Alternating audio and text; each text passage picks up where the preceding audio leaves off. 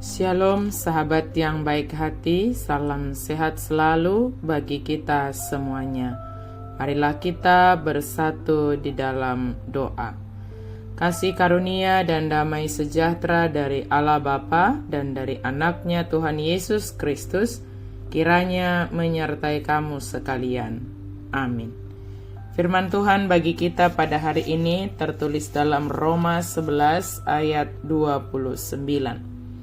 Sebab Allah tidak menyesali kasih karunia dan panggilannya. Aidang dipatait dibata akasilehon-lehonna nang pajowonai. Allah tidak menyesali kasih karunia dan panggilannya. Kemurahan Allah adalah berkat yang kita syukuri.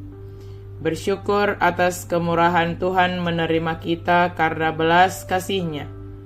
Bukan karena kebaikan dan kelayakan kita, tetapi hanya karena kemurahan dan belas kasih Allah saja, kita menerima pengampunan dan keselamatan. Penolakan adalah hal yang kurang disukai. Ada istilah kita mengatakan, hacit mulak macalo, hacitan mulak mangalean. Artinya bahwa ada rasa sakit ketika kita meminta namun permintaan kita tidak diberikan, tetapi lebih sakit ketika kita memberi namun pemberian kita itu ditolak atau tidak diterima. Dalam Roma pasal 11 ini Paulus menunjukkan bahwa tidak semua orang Yahudi menolak berita keselamatan dari Allah. Masih ada walau sedikit orang yang setia. Roma 11 ayat 5. Bagaimanapun juga Paulus sendiri adalah seorang Yahudi. Begitu juga murid-murid Yesus dan hampir semua misionaris Kristen mula-mula. Allah memilih bangsa Yahudi atau umatnya yang dipilihnya agar seluruh dunia menemukan keselamatan, mendapatkan keselamatan, menerima keselamatan.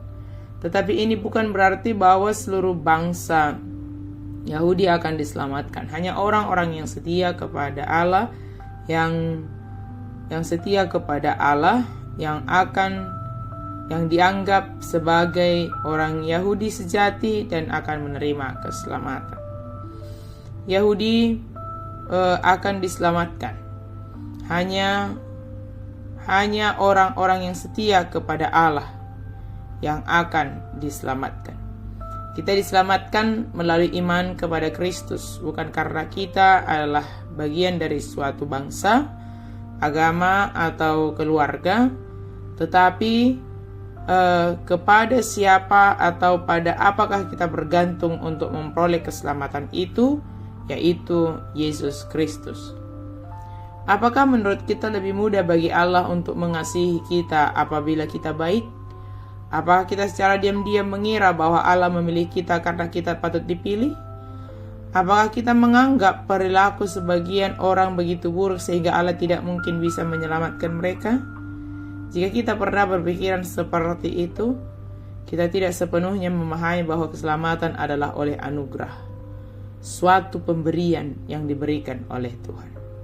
Keselamatan tidak dapat diupayakan seluruhnya ataupun sebagian. Keselamatan hanya dapat diterima dengan ucapan syukur dan pujian. Bangsa Yahudi dan bangsa-bangsa lain saling memberi manfaat. Kapanpun Allah menunjukkan kemurahannya kepada kita atau kepada sekelompok lain mendapatkan berkat juga. Dalam rencana awal Allah, bangsa Yahudi akan merupakan saluran berkat bagi bangsa-bangsa lain. Ketika bangsa Yahudi melalaikan misi ini, Allah memberkati bangsa-bangsa lain juga melalui Mesias yang hadir melalui bangsa Yahudi. Dia masih mempertahankan kasih-Nya bagi bangsa Yahudi karena janji-janjinya kepada Abraham, Ishak, dan Yakub.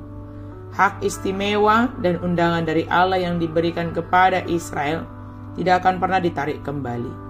Namun suatu hari kelak, semua orang Yahudi yang setia akan ikut menikmati kemurahan Allah. Rencana Allah tidak akan terhalang. Dia akan menunjukkan kemurahan-Nya atas mereka semua. Untuk gambaran yang indah tentang bangsa Yahudi dan bangsa-bangsa lain mengalami berkat-berkat yang melimpah, sebagaimana kita bangkit menjadi terang dan terang yang kita pancarkan menjadi berkat bagi bangsa-bangsa di sekitar kita. Jadi Allah tidak pernah menyesali. Allah tidak menyesali. Itu kata firman Tuhan kita hari ini. Kasih karunia dan panggilannya. Dia memakai bangsa Yahudi menjadi alatnya untuk menyatakan keselamatan kepada seluruh dunia ini. Mesias, Yesus Kristus itu yang lahir untuk dunia ini dipakai oleh Allah melalui bangsa Yahudi untuk menjadi berkat bagi bangsa-bangsa lain. Sahabat yang baik hati, marilah kita dengan teguh percaya kepada apa yang telah dirancang oleh Allah bagi kita, kasih karunia dan panggilannya bagi kita untuk menjadi berkat. Mari kita lakukan dengan sepenuh hati karena Dia memampukan kita. Amin. Mari kita berdoa. Terima kasih Tuhan untuk firman-Mu. Biarlah kami senantiasa hidup dalam kasih karunia, dan apa yang Engkau anugerahkan bagi kami senantiasa syukuri. Biarlah kehadiran kami dimanapun kami berada, kami boleh menjadi berkat bagi orang-orang di sekitar kami. Dalam nama Yesus kami berdoa dan bersyukur. Amin.